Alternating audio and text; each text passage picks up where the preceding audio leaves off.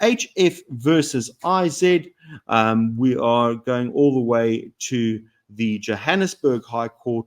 Those of you who are following along, summary page 9, bundle page 11. It is bundle page 158. Apologies.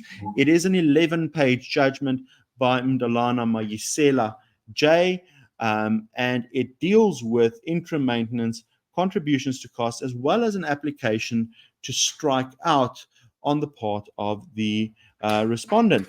The parties were married in terms of Islamic rights. It was a Rule 43 application was then brought. There was an application to strike out. The parties argued the application to strike out. The court had a look at it.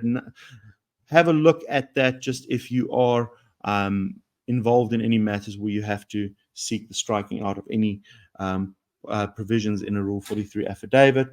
It looks at the essential averments for the contribution to costs, which I'm going to look at very importantly, and then also the factors considered under a interim maintenance order.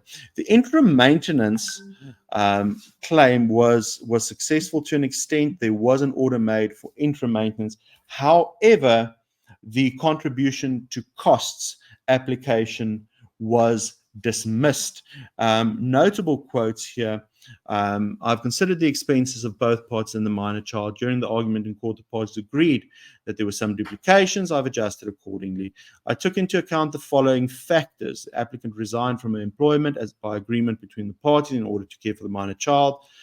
Prior to the separation, the parties were living a decent life where the respondent was paying for all household expenses. The right of a minor child to a standard of living which is adequate for her development, the applicant's actual and reasonable expenses, and the parties' respective income and their assets. What I like about this quote is that the court defines very clearly what was considered in making the judgment in terms of the Rule 43 order. Then paragraph 24 and 25, unfortunately for the applicant, this is where she failed in terms of her contribution to costs application.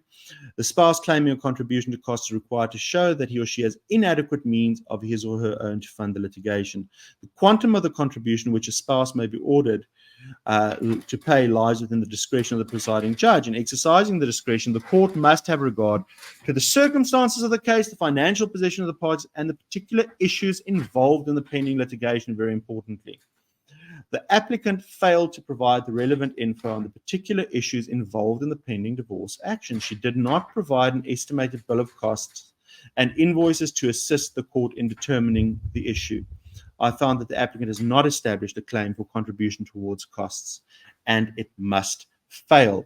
We remember there was a judgment a few years back where the court had criticism for this usual contribution to costs, which I think people consider to be 20 grand or 10 grand, and kind of pointed us back to the fact that it must be a factually based claim. So for those of you involved in matters regarding contributions to legal costs, this is a very interesting judgment to look at, where it kind of ties together the previous legal precedent. We know a bill of costs is required. We know that the applicant is required to show this is what I have incurred so far, this is what is outstanding, this is what I still need to incur, and that makes up the essential ingredients to this claim. But interesting to see how the court, per Mdalana Mayisela J, applied these principles in HF